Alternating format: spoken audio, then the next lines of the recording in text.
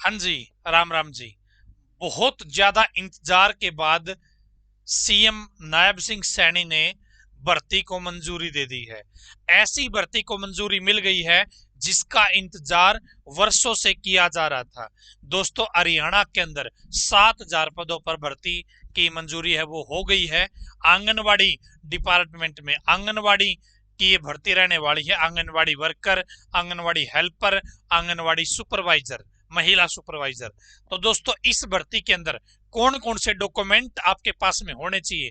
दोस्तों, डॉक्यूमेंट आपके पास पहले से होंगे। जब फॉर्म निकलेंगे तब आपको समस्या नहीं आएगी।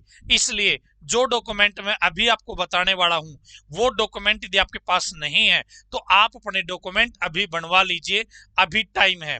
इस साल के एंड तक, या मान के चले हम 9वें 10वें महीने तक, आंगनवाड़ी की भर्ती आ चुकी होगी 7,000 पदों पे। दोस्तों, कौन कौन से डॉक्यूमेंट चाहिए वो यदि आप जानना चाहते हो तो इस वीडियो को एंड तक देख लीजिएगा। और दोस्तों, यहां पर यह चीज भी चेक कर लीजिएगा, प्रदेश में जल्द होगी 7,000 पदों पर भर्ती। सीएम सैनी ने दी मंजूरी।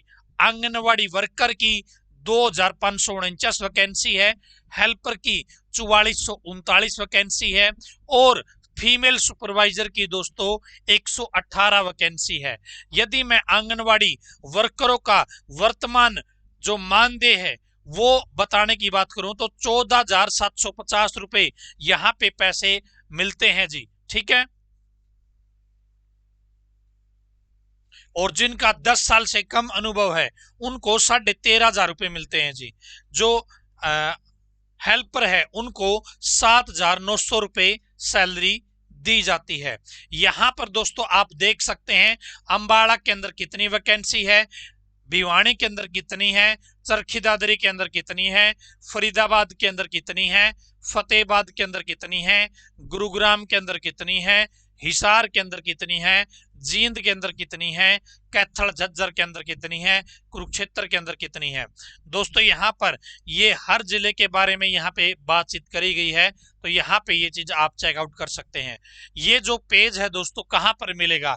अपना जो टेलीग्राम ग्रुप है, पहले कमेंट में टेलीग्राम ग्रुप का लिंक मिल जाएगा। वहां पर आप ये चीज चेक कर पाओगे कि किस जिले के अंदर कितनी वैकेंसी है। अब दोस्तों, बात ये कर लेते हैं कि जो सुपरवाइजर की वैकेंसी है ना, जो सुपरवाइजर की वैकेंसी है दोस्तों, वो वैकेंसी आएगी आपकी सीईटी के बेस पे। किसके बेस पे? सीईटी के बेस पे। इसके लिए दोस्तों ग्रेजुएशन पास होना जरूरी है। क्या है? ग्रेजुएशन पास होना जरूरी है और सीईटी पास होना जरूरी है। सीईटी के फॉर्म निकलने वाले हैं जिनको महिला सुपरवाइजर लगना है आंगनवाड़ी भर्ती के अंदर, तो दोस्तों वो सीईटी का फॉर्म अपना भर लीजिएगा। ठीक है। और सीईटी की तैयारी अभी से स्टार्ट कर लो। तैयारी करनी है दोस्तों तो आप केटीडीटी ऐप पर सीईटी की तैयारी कर सकते हैं। जी हाँ, सीईटी की तैयारी केटीडीटी ऐप पर आप कर सकते हैं। ठीक है। और सुपरवाइजर का प्रोसेस आगे बढ़ा सकते हैं।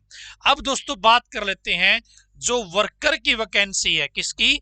जो वर्कर की वैकेंसी है और जो हेल्पर की वैकेंसी है दोस्तों, उनके डायरेक्ट रिक्रूटमेंट आएगी। किसकी आएगी? डायरेक्ट भर्ती आएगी। जो आंगनवाड़ी सुपरवाइजर है उसकी तो आएगी सीईटी के बेस पे, एग्जाम देना पड़ेगा। वर्कर और हेल्पर की वैकेंसी आपकी डायरेक्ट निकलेगी दोस्तों। ठीक है, डायरेक्ट निकलेगी, इसमें कोई एग्जाम नहीं है। नया नियम लागू कर दे तो सरकार की इच्छा है दोस्तों, डायरेक्ट भर्ती आएगी। और ये भर्ती HKRN के अंदर भी आ सकती है, हरियाणा कौशल रोजगार के माध्यम से भी निकाली जा सकती है। ठीक है। आंगनवाड़ी वर्कर के लिए दोस्तों पहले 10वीं पास होना जरूरी होता था, लेकिन इस बार हो सकता है कि 12वीं पास भी कर दी जाए। अभी हुई नहीं है, हो सकता है 12वीं पास कर दे। पहले दोस्तों हेल्पर की वैकेंसी 5वीं या 8वीं होती थी। क्या है? 5वीं या 8वीं होती थी, लेकिन इस बार बताया जा रहा है कि इसको 10वीं पास किया जा सकता है। ठीक है। तो ये आप थोड़ा सा ध्यान में रखिएगा। अब दोस्तों बात कर लेते हैं डॉक्यूमेंट की। कौन कौन से डॉक्यूमेंट जरूरी है? तो यहाँ पे आप देखेंगे 10वीं की मार्कशीट आपके पास में होनी चाहिए दोस्तों। 12वीं की मार्कशीट आपके पास में होनी चाहिए यदि आपको वर्कर के लिए अप्लाई करना है तो। NTT nursery teacher training course certificate आपके पास में होना चाहिए।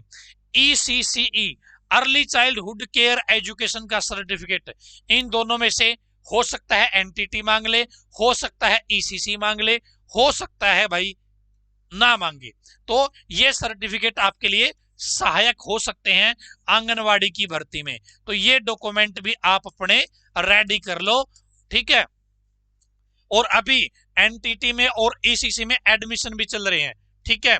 तो अभी एडमिशन ले लोगे तो कुछ महीनों में ही आपको सर्टिफिकेट मिल जाएगा और इस भर्ती में आप एलिजिबल हो जाओगे, ठीक है। आगे चलेगा, आधार कार्ड आपके पास में होना चाहिए, फैमिली आईडी आपके पास में होनी चाहिए, जाति प्रमाण पत्र दोस्तों, जाति प्रमाण पत्र भी दोस्तों आपके पास नया होना चाहिए। क्या होना चाहिए? नया जाति प्रमाण पत्र आपके पास में होना चाहिए। हरियाणा रेजिडेंट सर्टिफिकेट, तो निवास प्रमाण पत्र भी आपके पास में होना चाहिए। ये आपका पुराना भी चल जाएगा, लेकिन कोशिश करो फैमिली आईडी के बेस पर बना हुआ हो, वही आप अपना लगाना। दोस्तों कुछ कंडीशन ऐसी होती है तलाकशुदा की या विधवा की, तो यदि आपके पास ये कंडीशन है तो इनके कागज भी आप लोग बनवा के रख लो, ठीक है। एक्सपीरियंस आपके पास तो वो कागज भी आप बनवा के रख लो, ठीक है जी। तो ये सारे कागज आपको अपने रेडी करने हैं ताकि कल को जब ये फॉर्म निकले दोस्तों तो आपको दिक्कत ना आए, ठीक है। और ये जो भर्ती आपकी 9वें-10वें महीने तक निकल जाएगी और आप लोग अपीयर हो पाओगे, ठीक है। यदि मैं एनटीटी और ECC की बात करूं तो दोस्तों इसके एडमिशन अभी चल रहे हैं, बहुत जल्द दोस्तों एडमिशन इसके बंद होने वाले हैं।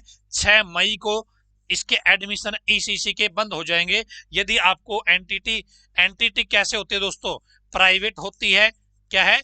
प्राइवेट होती है। ECC कैसी होती है दोस्तों? गवर्नमेंट होती है। और गवर्नमेंट के अभी एडमिशन 6 मई तक आपके चल रहे हैं। तो आप लोग एडमिशन लेना चाहो तो ले सकते हो। आपको संपर्क करना है इस नंबर पे 7015243491। इस नंबर पे आपको व्हाट्सअप कर देना है या दोस्तों आपको कॉल कर लेनी है। आपको अन्य जानकारी है वो आपको दे दी जाएगी, ठीक है। और घर बैठे आप ये कोर्सेज है वो कर सकते हो, सर्टिफिकेट है वो आप अपने पा सकते हो, ठीक है। तो ये डॉक्यूमेंट आपके पास में होने जरूरी है दोस्तों आंगनवाड़ी की भर्ती के लिए। आज की इस वीडियो में इतना ही, धन्यवाद। इस वीडियो को शेयर कर देना अपने दोस्तों के साथ ताकि उन्हें भी पता चल जाए कि आंगनवाड़ी की भर्ती आने वाली है हरियाणा के अंदर, और डॉक्यूमेंट वो भी अपने बनवा के तैयार कर ले।